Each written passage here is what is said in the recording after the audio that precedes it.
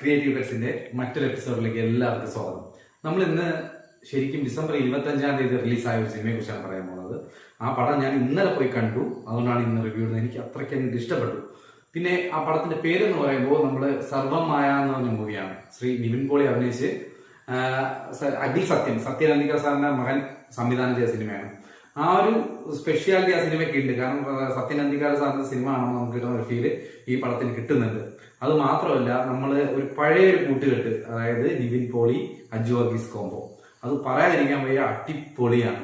അത് മാത്രമല്ല, ശ്രീ ജനാർദ്ദനൻ ചേട്ടൻ, അങ്ങനെ കുറെ ആക്ടേഴ്സ് ഈ പടത്തിൽ അഭിനയിച്ചിട്ടുണ്ട്. ഇത് ശരിക്കും നിവിൻ പോളിയുടെ ഒരു തിരിച്ചു വരവ് തന്നെയാണ്. അത്രയ്ക്ക് നല്ലൊരു സിനിമയാണ്. നിങ്ങൾക്ക് ഫാമിലി ആയിട്ട് പോയിരുന്ന് ധൈര്യമായിട്ട് നിങ്ങൾക്ക് കാണാൻ പറ്റുന്ന ഒരു സിനിമയാണ് ഈ സർവം മായ എന്ന് പറഞ്ഞ ഈ മൂവി. ഇത് നിങ്ങൾ തിയേറ്ററിൽ കണ്ടില്ലെങ്കിൽ നിങ്ങൾക്കൊരു നല്ലൊരു ഫീൽ ഗുഡ് മൂവിയിലെ തിയേറ്റർ എക്സ്പീരിയൻസ് ആണ് മിസ്സാവുന്നത്.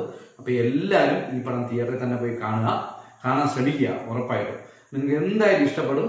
അപ്പം ഇനിയും ഇതുപോലത്തെ വീഡിയോകളായിട്ട് എനിക്ക് വരേണ്ടതുണ്ട്. അപ്പം എന്റെ ചാനൽ എല്ലാവരും സപ്പോർട്ട് ചെയ്യുക, സബ്സ്ക്രൈബ് ചെയ്യുക. Thank you.